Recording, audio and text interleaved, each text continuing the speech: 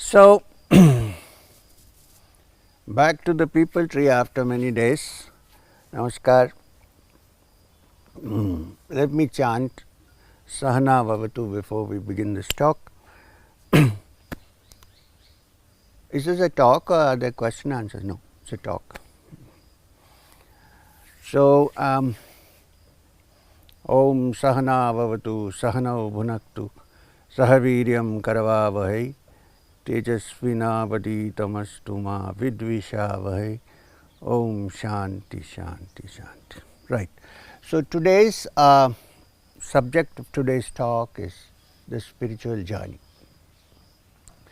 So, here we need to look at two elements, spiritual and journey, because there are many other journeys. If you want to go from Madanapalle to Bangalore, that is a different journey.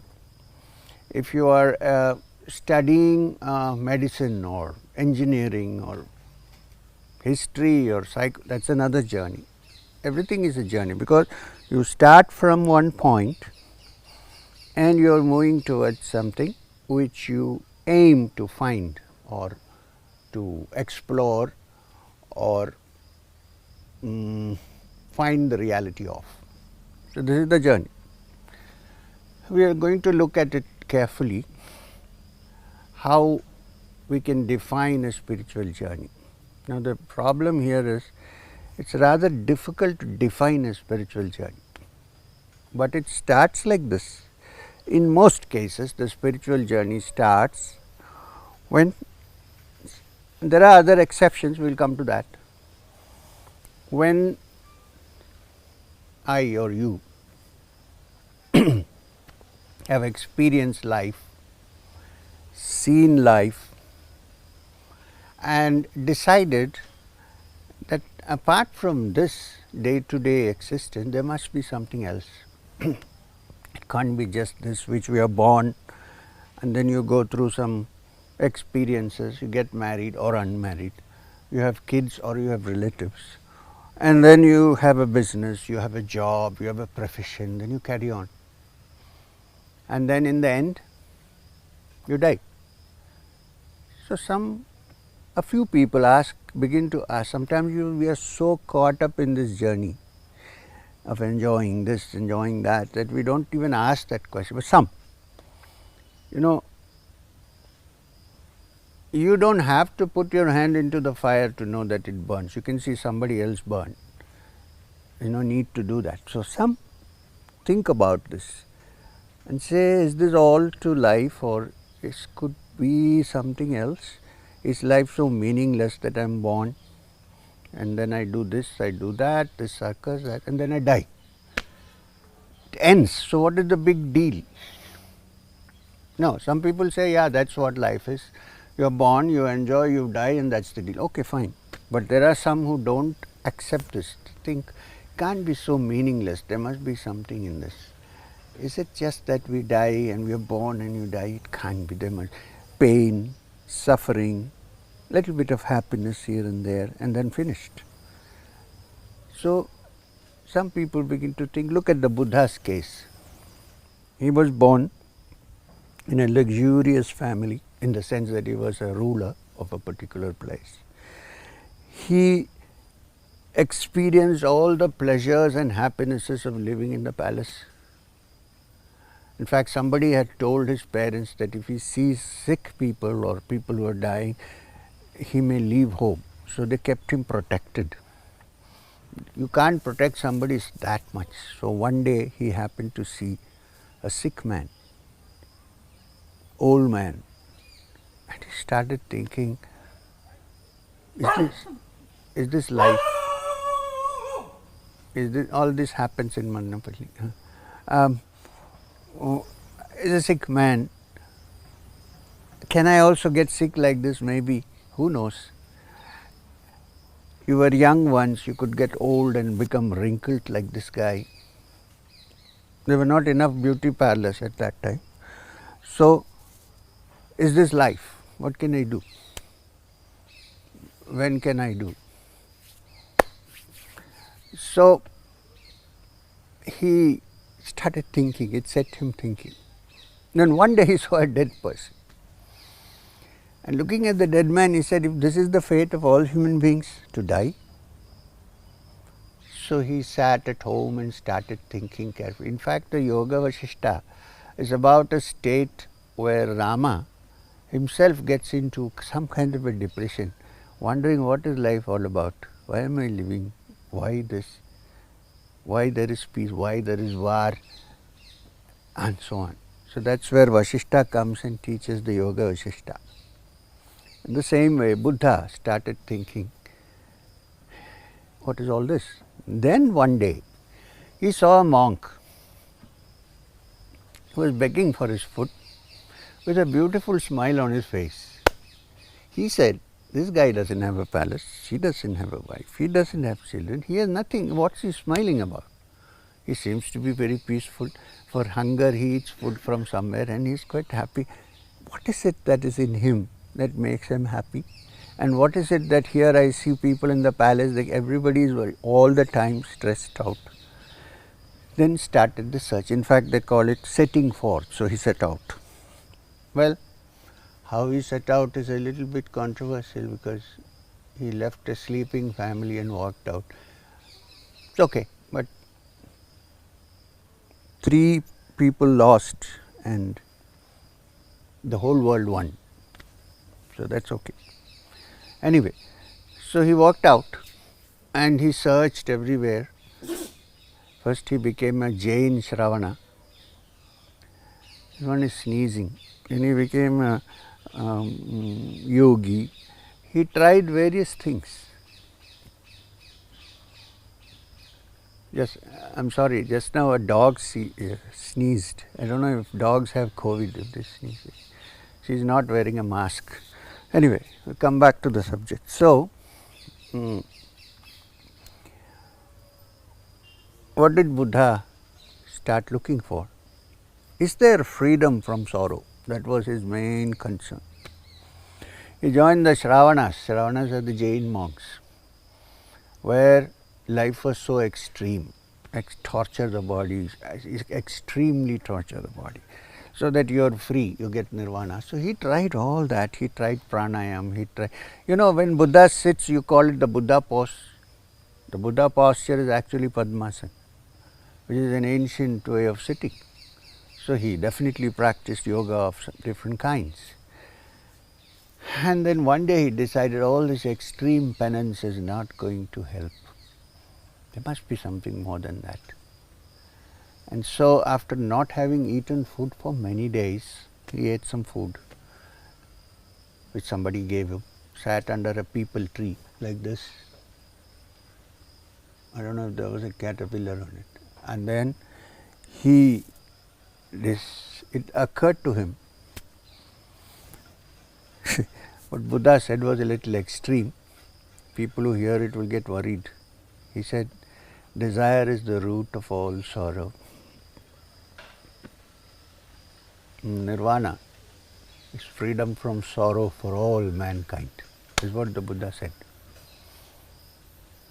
The one way of looking at it, yes. So that was the journey, one journey. Another journey. There was this young man. So look at this. The whole journey, spiritual journey for the Buddha came out of dissatisfaction and seeing the suffering and finding out, is there a way out? Is one just to be born and then enjoy and die, or is there something else to it? It came over. Okay, one side. Come to another journey. There was a young boy in Tamil Nadu, near Madurai. He was a normal child, except that he used to sleep like a log. And he hadn't done any sadhana or anything of that kind. One day it occurred to him that he was going to die. Well, it occurs to many people that we may die, but this doesn't happen, so it's a little bit extraordinary. So he said, yes, okay, so I am dead. This is how the dead body lies down. So he lay down. And then it occurred to him that the body is dead, but I am not dead, I am alive.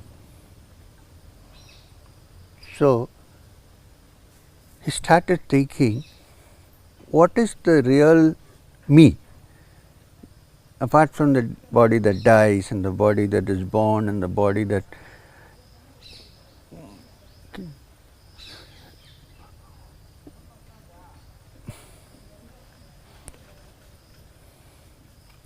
what is that which is permanent, which is my true identity? See, the two kinds of journeys. One is one kind of journey, the other, but it's a journey in different directions.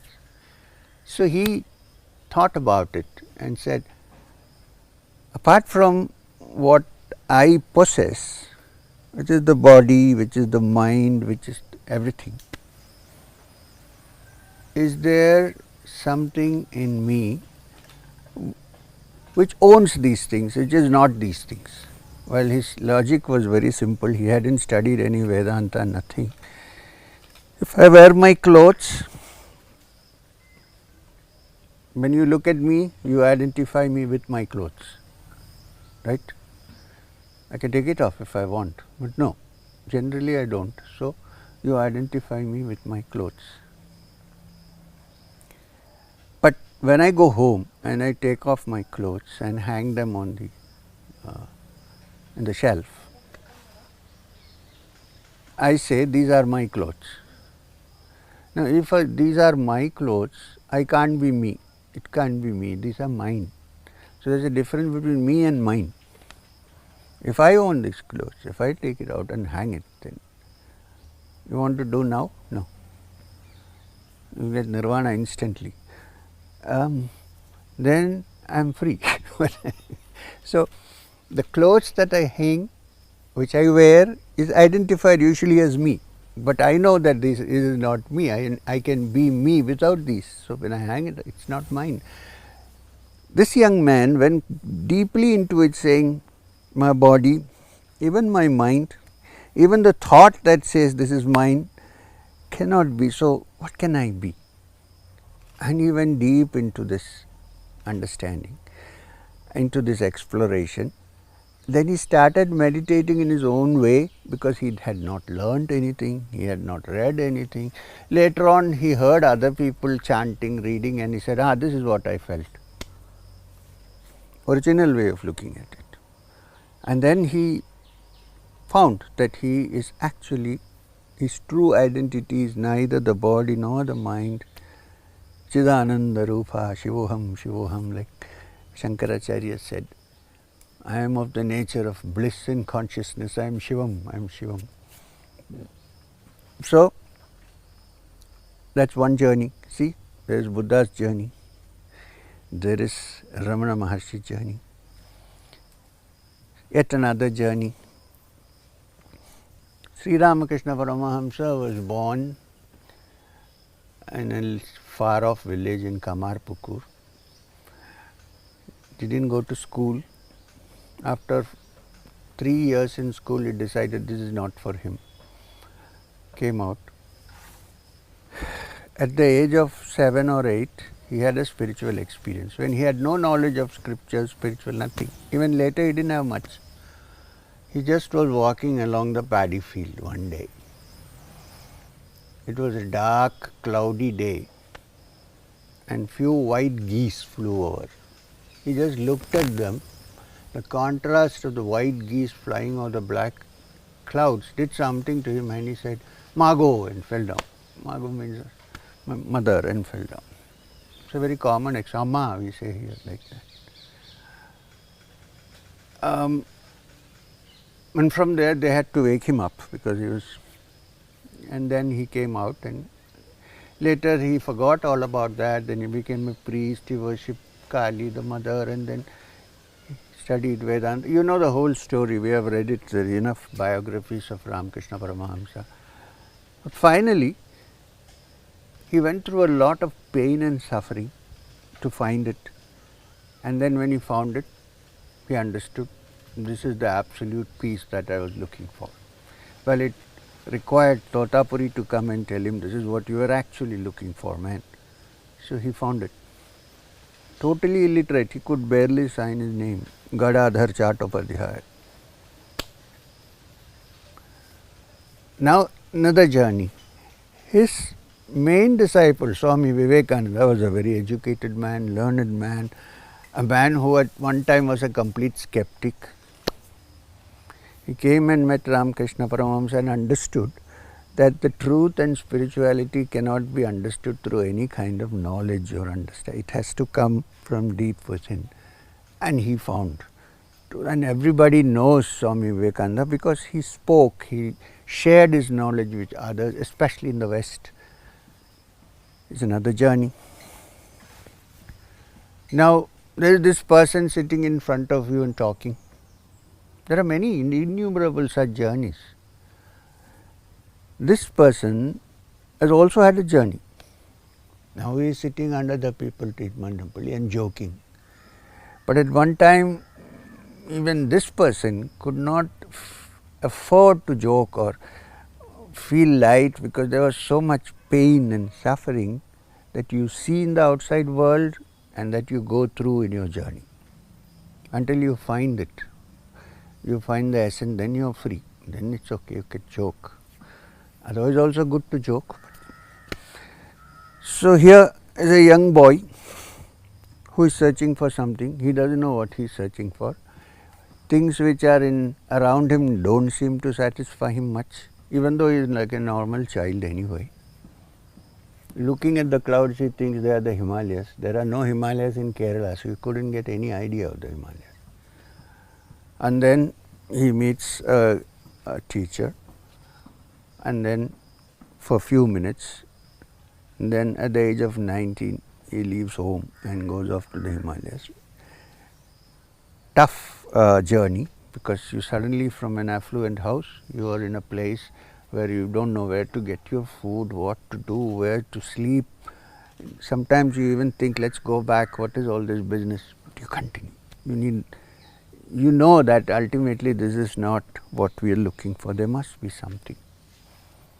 This is another journey. So, the common point is the beginning of a spiritual journey is dissatisfaction with the status quo. This is not enough. This is not what I am looking for. There is no joy in this. Can we find, this is the starting point of any spiritual journey.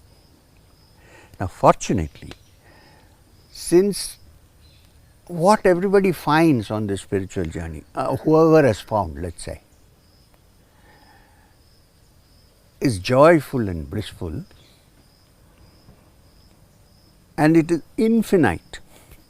The speed of the journey may depend on the road you take, the vehicle you use, the vahan you use, the maturity that you have, the treasure of experience in your past which you carry. All these contribute, but it so happens that there are innumerable journeys, innumerable ways to reach that. One cannot say that this is the only path. I am not ready to say that there is no path, because there is some meaning in that, but it misleads people. So, I wouldn't say there is no path, but I would say there are infinite paths to that truth. There can't be just one. What happens is, some paths suit some people and some don't. So, when you are on this journey, if you by some chance have got stuck in a path which actually doesn't suit you, but you are just imitating, then you are lost. So, before you choose the path in this journey, make sure that it is meant for you. Now, sometimes it is difficult for me to figure that out. So, therefore, there are teachers who can help you to figure out, is this your cup of tea or not? So, there are, you see, human beings are of various kinds. There are emotional people who have to satisfy their emotions and sentiments. There are intellectual people for whom all that appeals is to figure out something using their minds, brains. There are meditators like yogis who can only sit down and meditate, who don't care, who say study is not going to help. The Upanishad itself says that knowledge may not lead one to the truth. The knowledge that may lead one to the truth is the knowledge that knowledge does not lead one to the truth. Which is why in the Ishavasya Upanishad, the Rishi says, those who worship ignorance enter into darkness. Understood? Those who worship knowledge enter into greater darkness.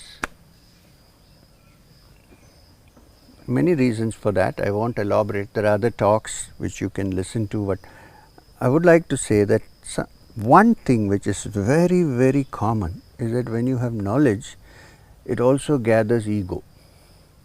I say that I know this. Now suppose you are listening to me now.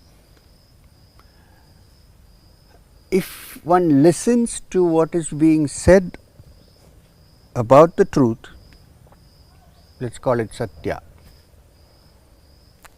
then your entire mind and attention should be on the listening. Generally what happens, we have a lot of luggage in our minds, in our brains. From the time we are brought up till we come here to this extent, whatever age we are now, we have a lot of muck, lot of background, lot of load that we carry in our heads. Therefore, generally, even though one thinks one is listening, there is no listening. That listening is covered by the cabbage that you carry, which you have picked up.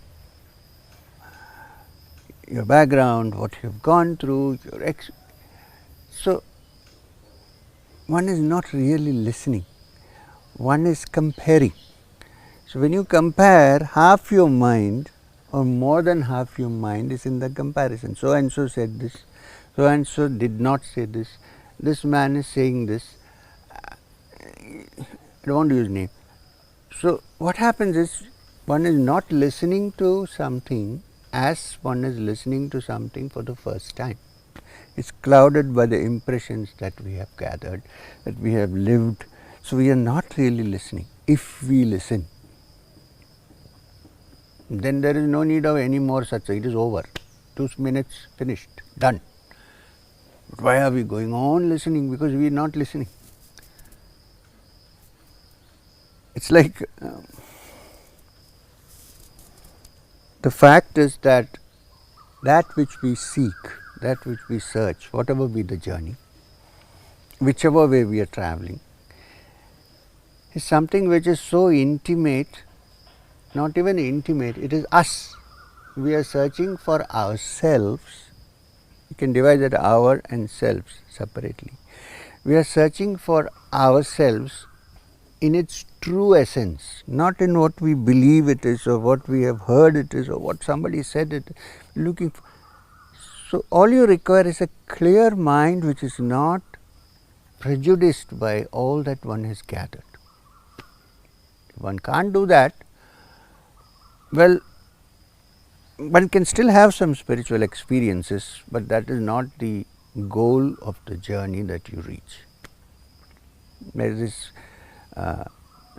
story of a man who went to a teacher to learn swimming.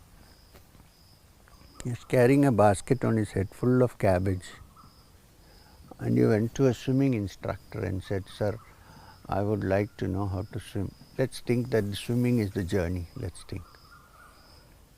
So the man said, "My dear friend, it's actually not so difficult to learn swimming, but you have to practice. You have to go into the water and you have to wave your hands and your legs. I can teach you all that, but you cannot learn swimming and I cannot teach you swimming if you don't put that basket down. How can you do it? You're carrying this cabbages, some of them are old, in the basket. If you don't put it down, how are you going to learn how to swim? Because it requires free hands and a free head and free legs." He said, "Okay, so that means you don't know how to teach how to swim." Said, no, I am telling you what. No, you don't know. So I will go and find a teacher who can teach me how to swim while carrying the cabbage on my head. Is this possible? So he might have gone and found somebody who said, yes, yes, yes, how to swim? It's very easy. Keep your hand on and do like this. You don't learn to swim that. You have to dump it. So, while there are different ways, different means to the journey, the essential thing about listening to someone who probably has traveled the path and that's the goal is to listen to it with a completely unprejudiced mind, with no load, with no garbage, with no cabbage on your head. It's very, very rare, very rare. First 2.5 years I spent with Maheshwarnath Babaji. Out of that, 1 year was spent in unloading. Because he said, even if I give you something, it's not going to become your part of you, because you're so. Because I came after reading a lot, even though the university library's philosophy and religion shelf I had finished by the time I met Babaji and went with him. So there was Vivekananda, there was Ram. They're all great people. I'm not saying that. There were Ramana, there were Western philosophers. There was Madam H.P. Blavatsky, fascinating woman. And there was Annie Besant. There was Krishnamurti. Babaji said, now, do you want to learn Krishnamurti or Besant or Theosophy or Ramakrishna or Ramana, or do you want to find the truth? First I thought, this is funny, what is he talking about? It took me a little time to understand that what he's talking about is that the mind is so clouded, I can't hear what he's actually saying. It's the same with communication. We think that we are communicating with each other. We are not communicating. You have some idea about me, something about me, some idea. And I have some idea about you. I know Radha comes from such and such a background. Listeners might think I am talking about Radha in Vrindavan. But each person has a background, right? So what was I saying? I forgot. You may have some idea about me and I may have some idea about you. Right. Communication. Yeah. So when you look at me, you are looking at me as this M who has had this experience, or what you know. Like, so, and I am looking at you. I am having some idea about you, an image about you. So who are the people who are actually communicating? The images.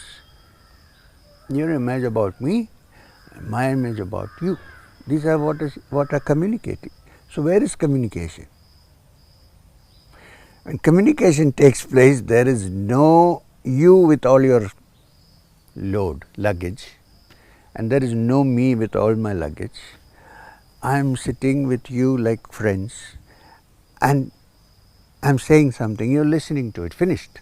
I mean, there is no embroidery and all that thing about it, which is why some people think, when I talk to them and all, this guy is not talking any Vedanta, he is just talking some silly thing about, oh, the tea is full in the cup or not, and so on. Nobody is listening. There are many things if you listen to what is being said. So, the journey on one hand. Now look, the other thing about the journey is, when you say journey, you start here and you go there. This is the journey. Or you start there and you come here. Okay. Now what happens if that which you are trying to find, spiritual journey I am talking about right now, is here, there and everywhere? How do I travel to it? Serious question. Suppose that tree is there and I have to travel. Yes. Or I may find it difficult to travel. There are bricks I have to remove. Okay, fine. What happens if what I am looking for is here and there and everywhere? How do I travel to it? How? I cannot. Perhaps one can find it when all movement of trying to grope and grab has stopped, or walk or move or find. When Patanjali says Chitta Vritti Nirodha, what he is trying to say, the vrittis of the Chitta, which means the mind is always trying to grasp, to grab, to hold, to gather, to bring towards you. When it loses that, not capacity, but loses the tendency to do that, then it becomes still. In that stillness, it is discovered that what you are searching is right here, and what is right here is also what is right there. Unfortunately, you cannot discover it right there, you can only discover it right here. Once it is discovered right here, then that here is seen everywhere. It can't be the other way around. So, this is the journey. Naturally, when you set upon a spiritual journey, you will find obstacles, you will find difficulties. Why? Because most human beings are happy with what they have. They are unhappy, but they won't show it, of course. I am unhappy, so what happens? I wash it down with whiskey or something, it's gone temporarily, then tomorrow it starts again. But this journey is taken by someone who has seen the whole illusion of it, who has seen. That's why some people start practicing, taking up spiritual practice prematurely without understanding this fact and end up nowhere. They may have some experiences, but it takes them nowhere, because they don't know what they are looking for. They are doing something, which is why many teachers hesitate and take a long time to give any kind of practice to somebody. Because practice for what are we looking for? Without knowing that, if I start doing this and that, standing on my head, doing pranayama, meditating, where I might reach a state of calmness of mind temporarily, but that is not the solution, because it will again be disturbed by something. So, what did I say just now? Many students take up the practice without knowing what they are doing. No, before that? What they will find outside, they will find inside. No. Yes, but not. What did I say last? My friend in the United States will be already writing prescriptions for memory loss.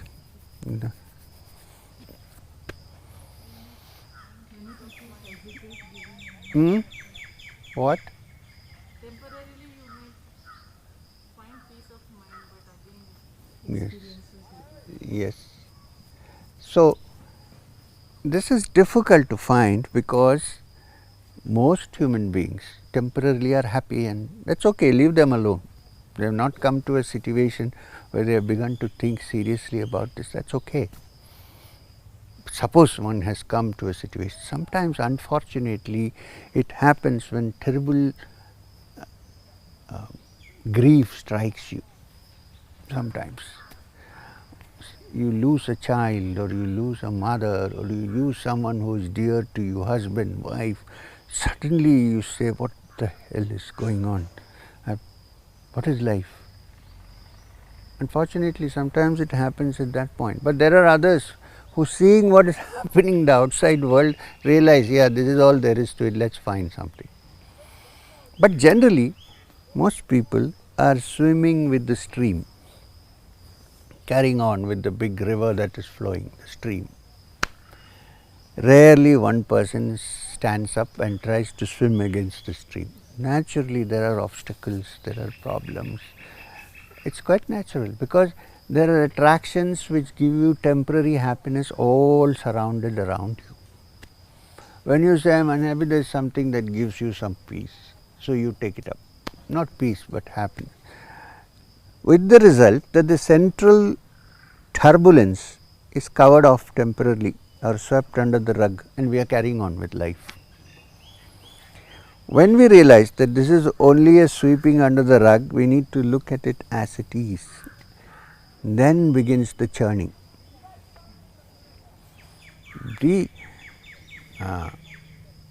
Shankara, while translating the Upanishad, generally the word shad is used to sit.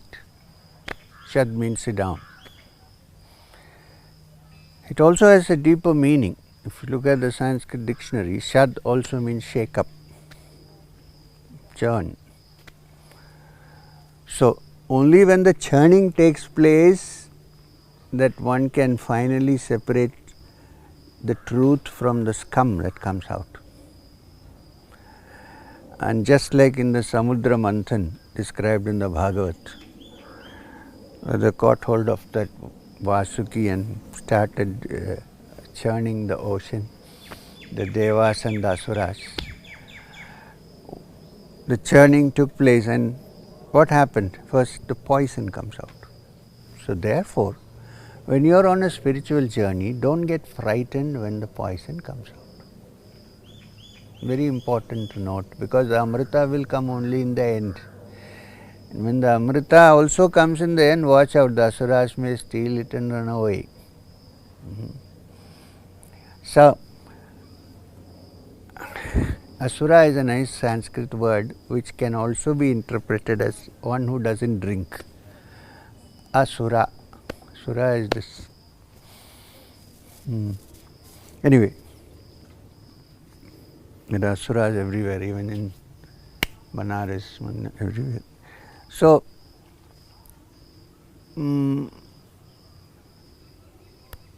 what did I say? Yes.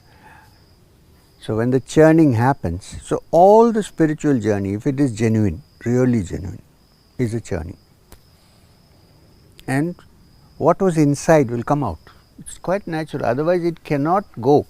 It has to come out and then only evaporate. It's like heating water.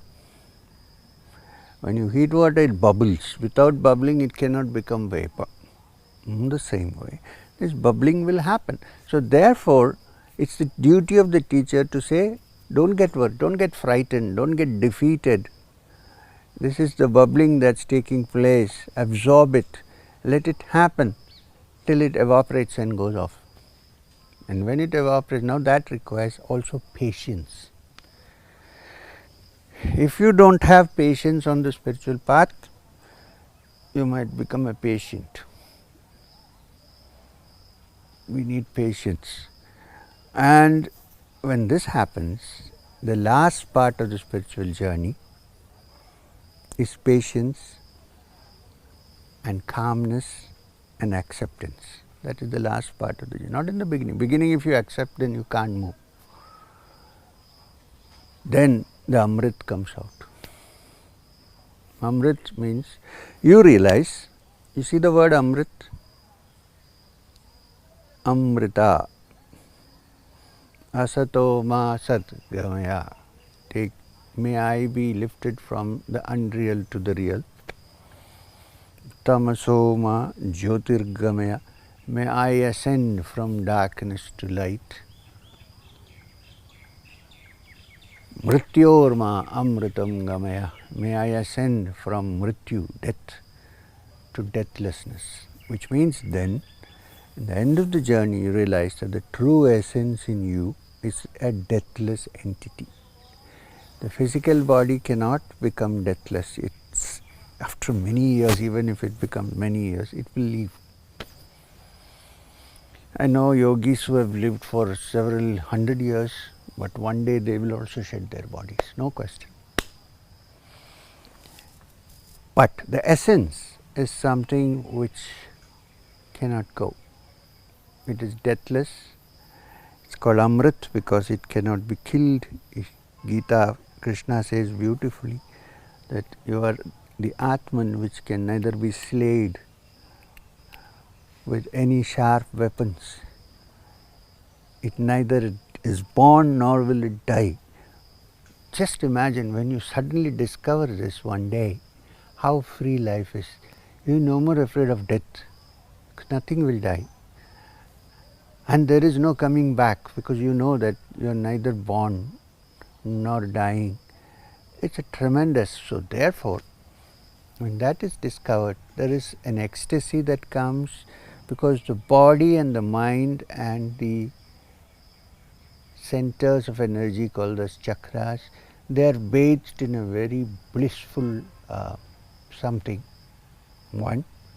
Two, there is this understanding of total freedom, where you are not conditioned by your birth, by your tradition, by nothing. Everything is gone. There is only that reality. Point number 3, you also see that reality in others, even though others may not see it. Therefore, what do?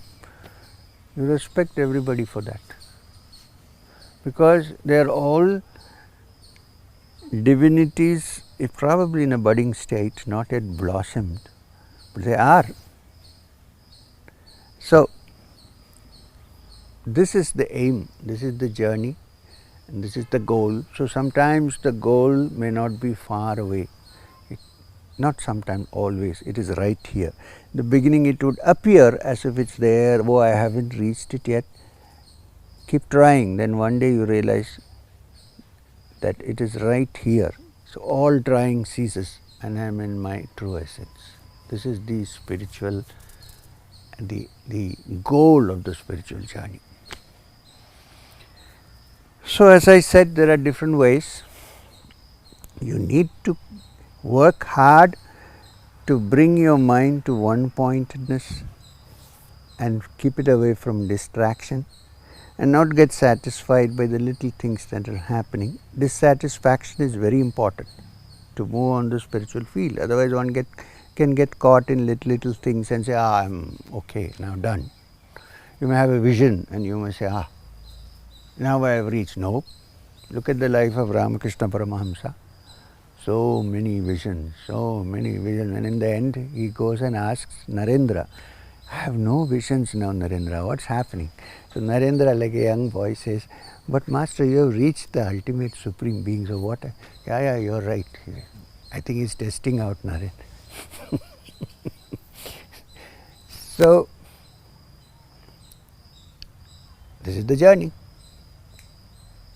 and this is the goal. So, I wish everyone a beautiful journey. It can be beautiful if you make it beautiful. It can be hard if you make it hard. And if you see somebody who has enjoyed the journey, then you will also understand the beauty of it and how wonderful it is.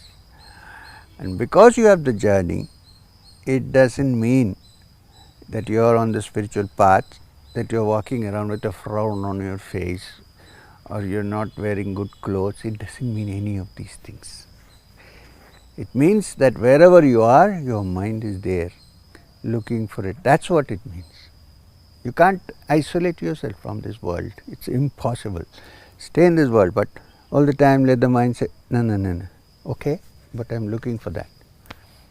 Then one day the journey will conclude. It's actually a continuing journey. There is no real conclusion like other things. Like you go to Tadoba and Tadoba is over, it's not like that. You can go to Pench, you can go to other places. So, this is the wonderful journey. So, I wish you all who are listeners to take up the journey. Don't get frightened by it. It's simple and nice and beautiful. Please remember, last word, that the journey is as important as the goal. It's not just the goal. Thank you very much.